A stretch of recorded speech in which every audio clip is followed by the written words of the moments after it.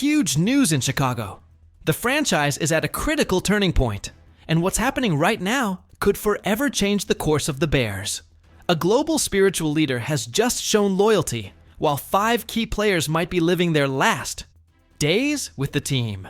And the most explosive thing, our biggest division rival is shaking from the moves the Bears have just made. This information is so exclusive that you can't miss a second. Want to know the truth before anyone else? Stay tuned till the end, because what's coming is devastating. Do we have a new divine blessing in Chicago? The newly appointed Pope Leo XIII, born in Chicago but raised in the suburb of Dolton, just received a gift that's making waves across the NFL. And it's not just anything. We're talking about an official Bears jersey with the number 33 on the back. I tell you this, we're not talking about just any fan. This is literally the spiritual leader of over 1 billion Catholics worldwide. Can you imagine the impact this could have?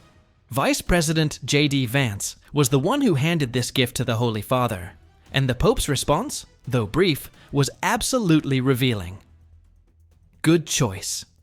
Now I ask you, is this just an interesting anecdote, or could it mean something more for the franchise? I believe that when you have the leader of the Catholic Church potentially wearing your colors, it transcends simple marketing. We're talking about a man who could be praying for our victories on Sundays. The reality is that both Pope Leo XIII and many of us share that connection with Chicago, even if we grew up in the suburbs. When asked where he's from, he responds Chicago, just like any of us would. It's part of our collective identity.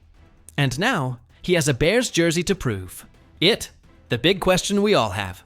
Will we see him wearing that jersey during Sunday games? I tell you, it would be a powerful image. But the most important thing here is what it symbolizes.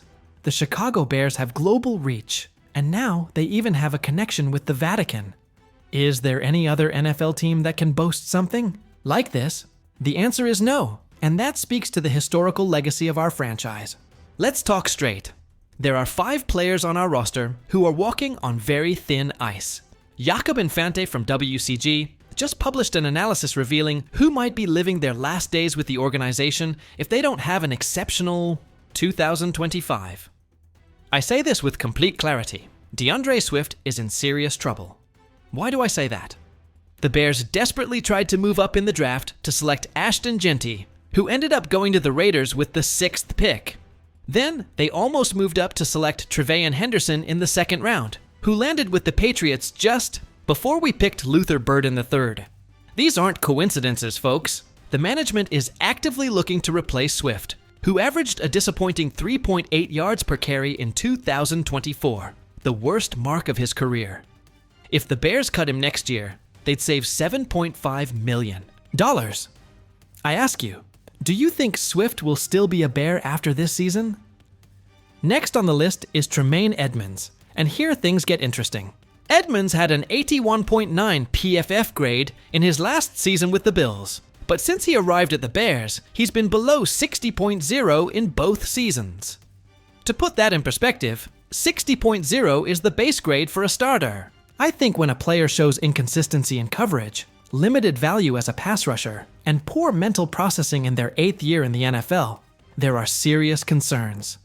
The Bears could save $15 million by releasing him after this season, and frankly, it seems inevitable unless he returns to his Pro Bowl level.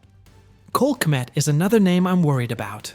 Although much of his productivity drop in 2024 can be attributed to the poor offensive scheme of the previous coaching staff, the selection of Colston Loveland with the 10th overall pick complicates his situation. I ask you, why would we draft a tight end so high if we were satisfied with Kmet? The Bears could release $8.4 million, cutting him next year, and let Loveland take the reins. Tariq Stevenson is another alarming case. After a strong finish to his rookie season, things looked promising, but everything changed with the Hail Mary incident. He was consistently targeted playing opposite Jalen Johnson, and his response wasn't convincing. His 58.9 PFF grade placed him 83rd among 116 qualified cornerbacks. With Terrell Smith and Zar Frazier waiting for their chance, Stevenson needs to prove his worth this year. Finally, Jaquan Brisker faces a completely different challenge. It's not so much about his performance as his long-term health. He suffered concussions in each of his 3 NFL seasons, and he was out for the entire second half of 2024 for this reason. I tell you honestly, his well-being must be part of this conversation. He's scheduled to be a free agent after this season, and even though the Bears have no safeties under contract beyond this year, his concussion history could make obtaining a long-term contract difficult. This is absolutely shocking.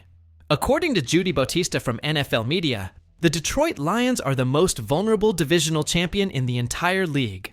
And the main reason is our Chicago Bears. Yes, you're reading that right.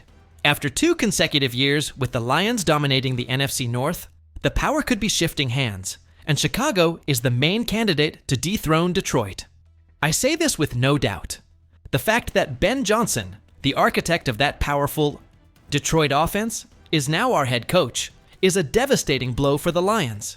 Johnson knows every strength and weakness of Detroit, and he's now using that knowledge to boost our team.